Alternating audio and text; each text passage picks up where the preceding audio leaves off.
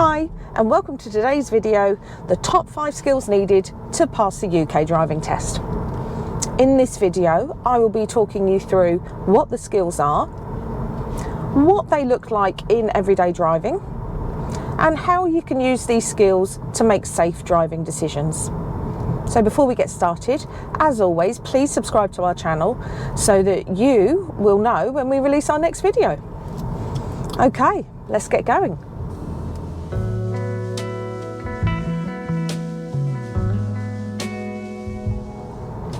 So the first skill I'm going to talk about is car control.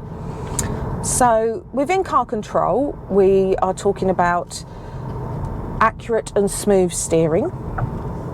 We're talking about progressive braking and also clutch control and gear changes.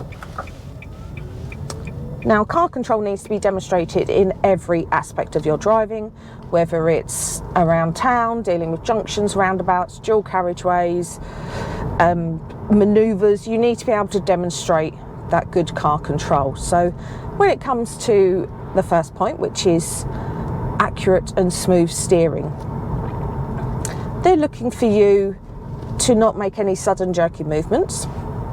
So it's really important to make sure that you're giving yourself time to make your steering adjustments.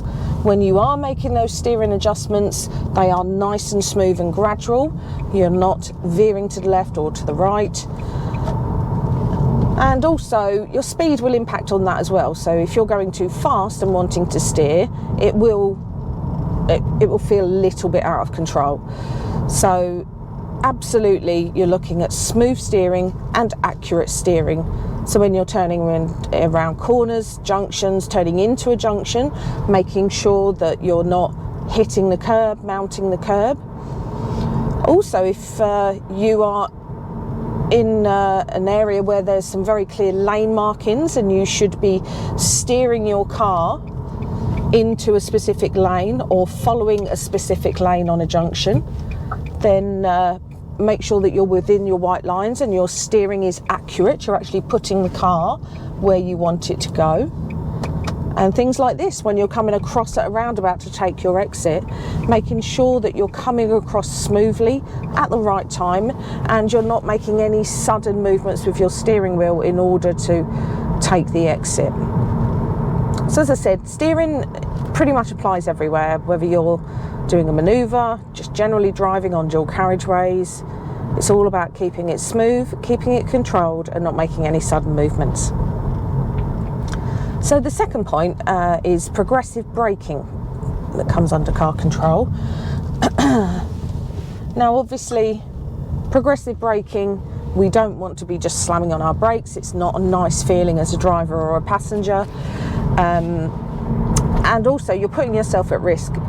Hitting your brakes very, very hard at the last minute. You don't know that person behind it, what's their reaction time like. They may be travelling a bit too close.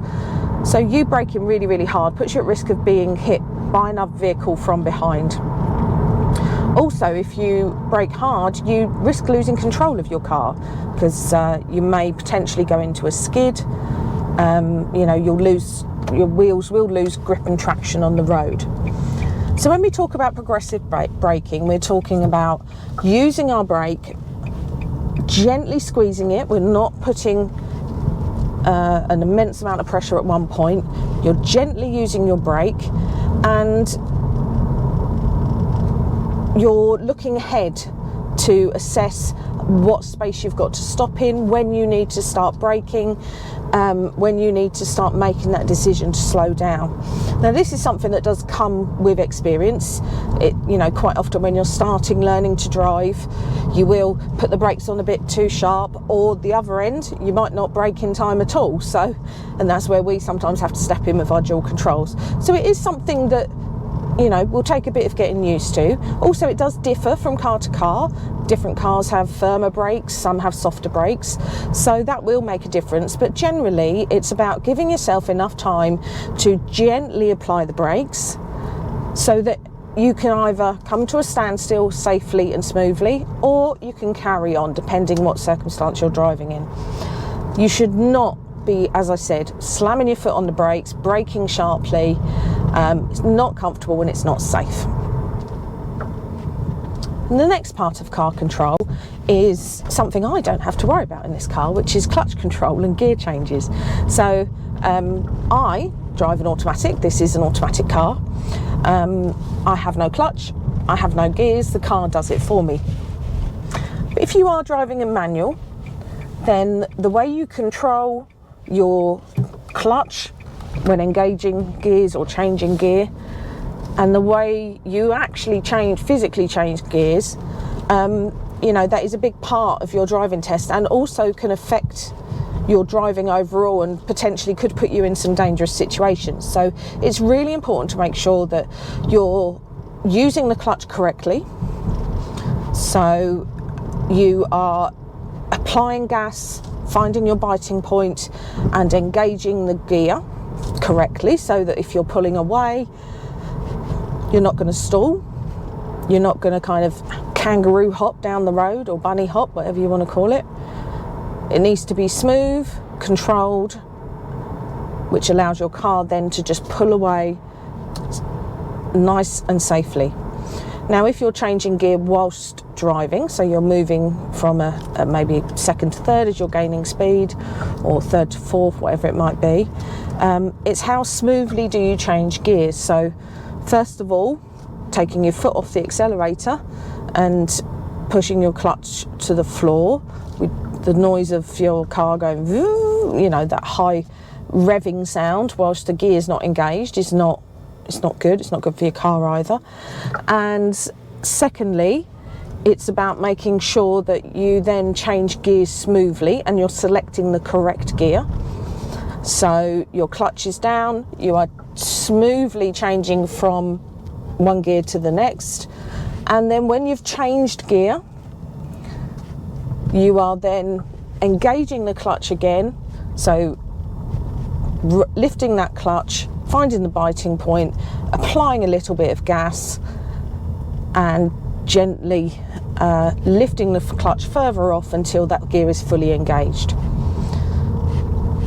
And it all sounds simple when I'm talking, but it can be tricky, and a lot of people, you know, in the beginning, it is one of the things when you're driving a manual car.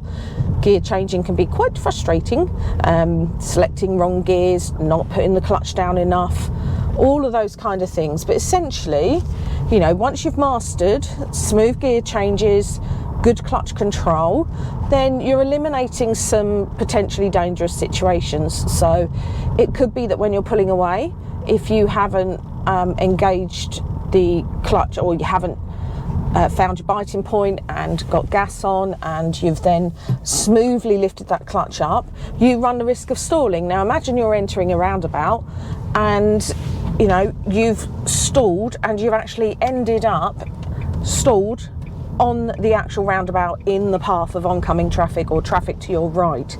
Now obviously that's quite a dangerous situation, and in those situations we have a tendency to panic, and then you might fumble actually getting the car started again, selecting neutral and all those things. So early on, the quicker you can master that gear change, that clutch control, where that biting point is, how much gas you need to give to pull away smoothly, then that hopefully eliminates, you know, the situations where you're not going to stall and putting yourself in a dangerous situation.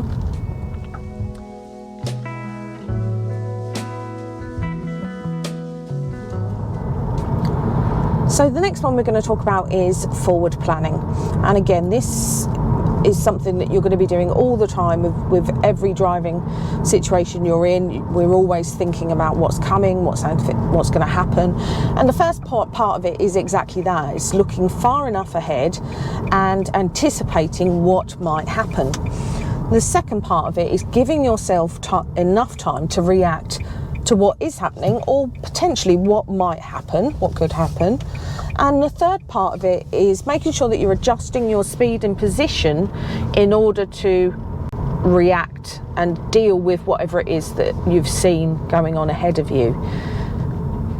So I'm going to do some driving. I'm going to talk you through how far ahead I'm looking, what I'm seeing, what I'm thinking about, giving myself time, how I'm adjusting my speed and position. So as part of that forward planning skill, you're looking far enough ahead and anticipating what might happen, being ready, giving yourself enough time to react, and then adjusting our speed and position accordingly to what's happening in front of us. So as I drive along, I'm going to talk through those few things and the decisions I'm making because of them. So as I'm coming up to this junction, obviously I'm looking to see if there's vehicles at the junction, where pedestrians are, if the road I'm entering is clear, which is here on the left. I've got give way, so I'm making sure that I have stopped and waited, just watching what those pedestrians are doing. Not pulling away quickly, because I want to make sure that I gave myself enough time to stop gently if they did decide to step in front of the road. So, you know, that's that one. Now as I come round the bend, I'm limited with what I can see, so I need to adjust my speed. So I'm slowing down, I'm keeping my position to the left, so that if someone does approach and comes up, I'm giving them as much room as they can. So couldn't look ahead on that one, but however, adjusted my speed to give myself time to react. That car's turning left, so we'll go. So again, I'm looking ahead as far as I can. I've got parked cars on my right, I've got pedestrians on the left, and I'm coming up to a mini roundabout. So no point in accelerating too much, because I'm going to have to be slowing down. Got to just keep an eye on them kids, you never know. Making sure that, making sure that I'm ready to react if they did step out. I wasn't going too fast. And also with my position, keeping slightly more away from the curb to the right in case they did happen to step out. So just waiting for the traffic here. But again, forward planning, I'm looking at, is my road clear? There's a bus stop there where I'm going, so is there a bus there? No. But is there a bus coming? Everybody sort yourselves out. I'm going, they're not. Okay, right, there we go. So yeah, here we go. So forward planning again, looking ahead of me. There's a cycle lane, so I need to make sure that my position is adjusted accordingly. I can see that there's traffic lights ahead. They're currently on they're currently on red. So I'm making sure that I would have been ready to stop, but I don't need to. So they're still on green. There's no one approaching, so I don't necessarily need to slow down, but I don't want to accelerate. I need to be able to react in time if they do change. I've got children on the left, kids on the pavement on the left, but they're safely away from the road, so just maintain my normal position. Little boy just checking his scooter, bless him. And again, coming up to a roundabout. Obviously I'm deciding what I'm going to do, mindful that there's someone on a scooter on my left, making sure that if I need to I could stop. Just giving way to traffic. There we go. So again, what's ahead of me? I've got fire station warning signs, I've got a car park, I've got box junctions. All of these things I'm taking in, and I'm making decisions as to whether I need to slow down, where do I need to place myself in the road, and am I doing the correct speed that if something did happen, I'm going to react in time, stop the car safely. Again, thinking about smooth braking with that car control. I don't want to be slamming my brakes on. So you're constantly forward planning, you're constantly looking ahead, you're constantly assessing what is going on around you and using what you see to make decisions about your speed, your position, and giving yourself enough time to react if you need to. And then that all adds on to car control as well. So if you do all those things, then you don't have to slam your brakes on. And you shouldn't have to, and you can stop progressively and smoothly, and you can steer smoothly. So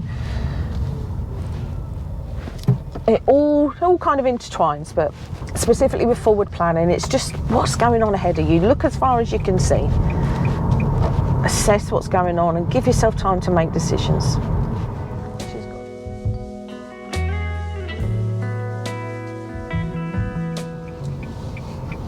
Okay, so the third skill we're going to talk about is paying attention, concentrating, making sure you're not distracted, all of those things which can quite easily happen. So The first thing, one of the things we're thinking about is traffic lights, looking for them, watch them, what are they currently on, if they're pedestrian ones, are there pedestrians approaching.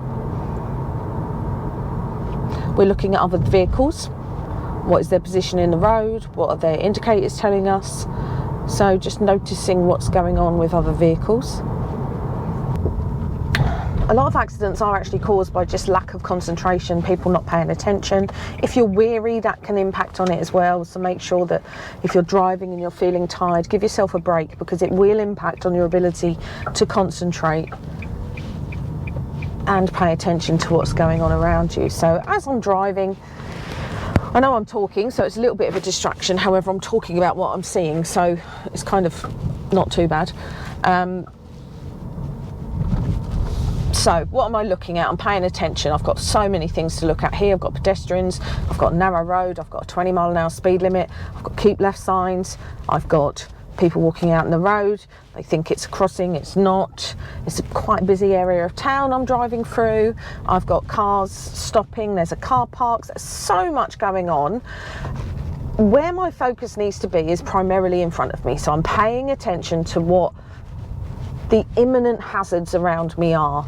That person to the left, this gentleman crossing there, this car, oncoming car.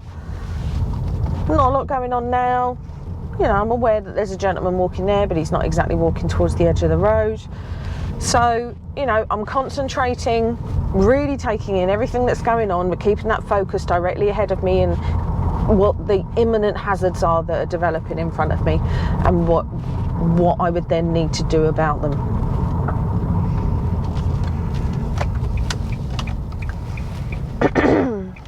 So this is a good one for positioning indicators of cars. So as I'm looking to the right here, it was very clear those cars were going straight on.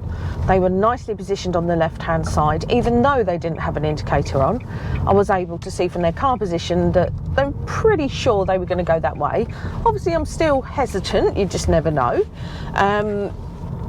But certainly, where people position themselves in the road will allow you to then make safe decisions. So as they're approaching a junction, are they more to the left? Are they more to the right? If they're indicating as well, which we should do, if we've got a direction to tell, we should tell it. So if they're indicating, is their road position and their indicator giving you the same information? If someone's approaching somewhere and they're in the left lane, they've got their right hand indicator on, I'd be, I'm not quite sure what you're doing. Do they actually know what they're doing? So making sure that their road position and their indicator do actually tally with each other. People make mistakes. We all put indicators on when we don't necessarily need to or want to, or by accident. So just making sure that we're well aware. So I'm going to talk through lane positioning and indicating. So going back to that junction where I said I saw those cars nicely position themselves to the left. So we've got two choices here. We can turn right or go straight on.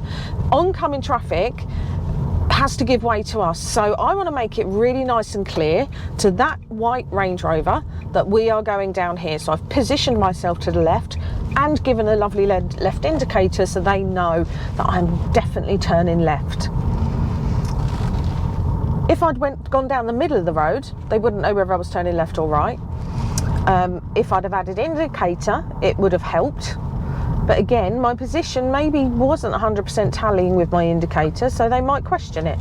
So think what else are other drivers telling you, paying attention to those things, but also what information are you giving out to other drivers?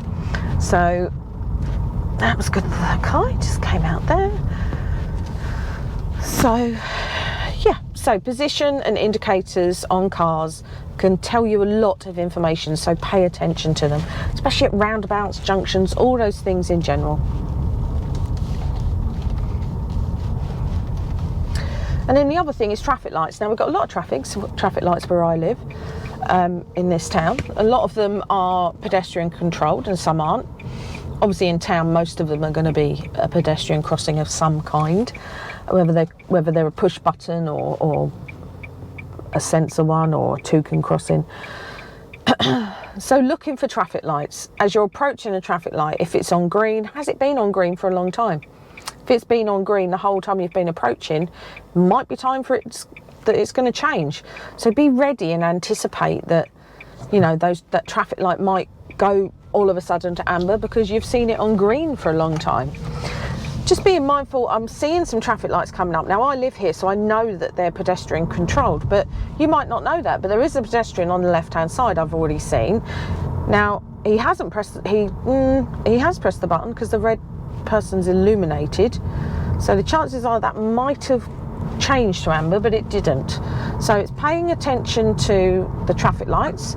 Are they pedestrian ones? Are they just general ones for traffic flow? And then using that information to make safe decisions. Do you need to be ready to stop? Do you need to anticipate that they're going to quickly jump from green to amber? But also, if you're sitting at a red traffic light, be ready to get going when they do change. So if you've sat at a red traffic light for a little while and it's been on red, you should still be concentrating and paying attention to exactly what that traffic light is telling you, because what you wouldn't want to do is impede the traffic flow and hold up other traffic because you sit at a red traffic light, it goes green and you don't go. And do you know what? If the examiner on your test has to say to you, would you like to go, it's green, you will fail your test. So just being really careful that you're paying attention to what those traffic lights are doing, whether it be you're at a red, you're at a green, as you approach, all those kind of things. Are they pedestrian? Are they not? So that's paying attention.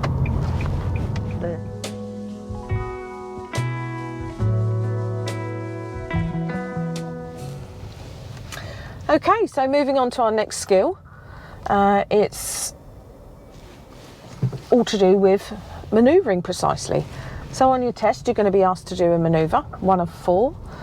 I'm here in the test car park at Bury St Edmunds, and I'm just going to use the test bays to talk about, well, I'm just going to do a reverse bay park and talk through what we mean in the manoeuvring correctly skill. So the first thing to do is, do you know what? Make sure that you perfect your manoeuvres. Practice, practice, practice, practice. You do not want to have to go into your test feeling underconfident about any of your manoeuvres, because when your nerves kick in, which they probably will, some, you know, varying degrees for different people, it will only heighten your anxiety about a specific manoeuvre. Make sure that you know how to correct your mistakes. So if you're doing a manoeuvre and it goes slightly wrong, make sure you know what you need to do to make it good enough to pass your test.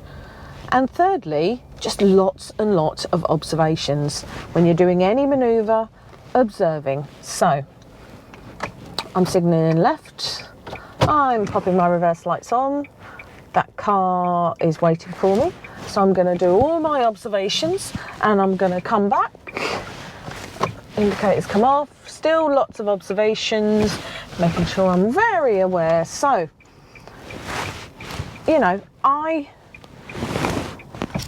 hopefully as a driving instructor know how to do my manoeuvres. Secondly, I'm pretty sure I know how to correct my mistakes, and I do also understand the importance of observing everywhere. So as long as you're able to demonstrate this skill across all of your manoeuvres, you're giving yourself a good chance to pass your test.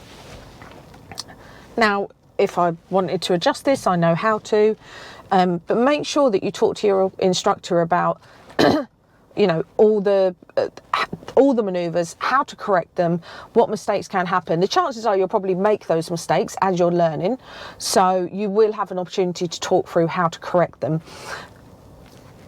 Big goal, saying hello to another instructor. But the big thing with all manoeuvres is just practice, practice, practice, and make sure you're just doing lots and lots of observations, and you're confident with being able to correct it if it does go wrong. And you know what? You are allowed to correct any mistakes, so it's all good.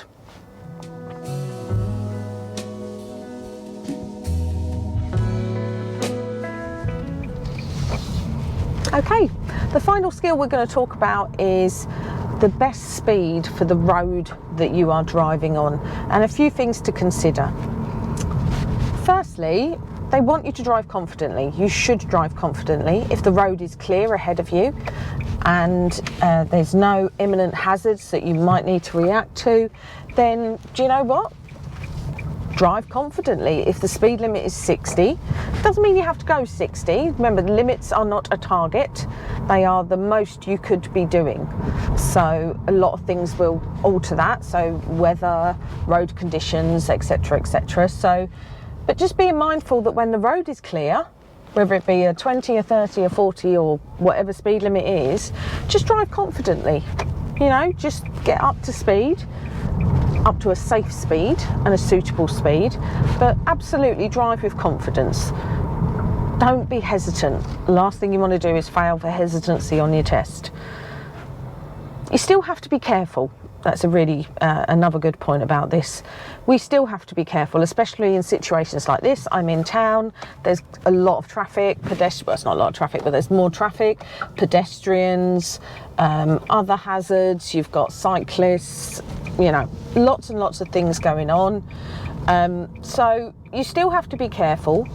Drive confident, yes, but absolutely still be careful of what's going on around you. Draw on those other skills of forward planning, being observant, not getting distracted, concentrating, to make sure that you've then, you know, you're driving confidently, but you're still making safe decisions.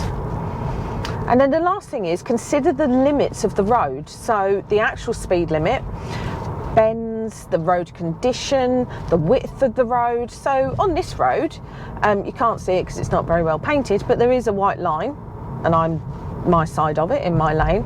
So this road's nice and wide. Yes, there's pedestrians, but I can put myself nicely centrally in the lane, give a good clearance to the curb.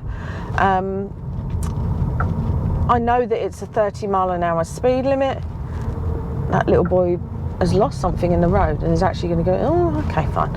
So this is a 30, so, you know, not a lot going on, coming up to red traffic lights, but no reason why I couldn't have been doing 28, 29 on that road. Yeah, so know the limits of the road. One, know the speed limit. Is it bendy? Is it a narrow road? Is it a rural road, urban road, whatever it might be? Even things like the road condition itself. So in our town, we've got roads with cobbles on, and they actually do affect, you know, they can affect your driving. You can, you know, it's very bumpy, and a little bit uncomfortable, but yeah, you know, things like that can make a difference. Weather conditions, so know the limits. If you're on a rural road, and it might be a national speed limit, but it's a bit bendy, it's wet, it's been raining, and it's fairly narrow. Not sure what this gentleman's doing. He does not want to use pedestrian crossing. There you go. Forward thinking, but giving myself time to react.